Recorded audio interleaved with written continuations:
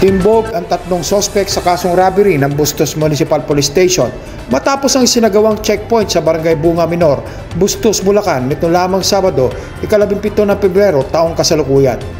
Ayon kay Police Major Leopoldo Estorque Jr., Chief of Police ng Bustos MPS, ang mga sospek ay residente ng Barangay Panasahan, Malolos, Bulacan, Barangay Fatima, Matungaw, Bulacan, at Barangay Nagkaisang Nayon, Novaliches, Quezon City. Ayon sa kanilang ulat na natanggap, nagtawag ang Bustos MPS mula sa biktima na sila inilooban ng tatlong sospek na nakasakay sa isang itim na Toyota Vios na may plakang Z3 U705 at tumakas papuntang Bustos proper. Dahil dito, agarang nagsagawa ng checkpoint ang police station at naaresto ang tatlong sospek.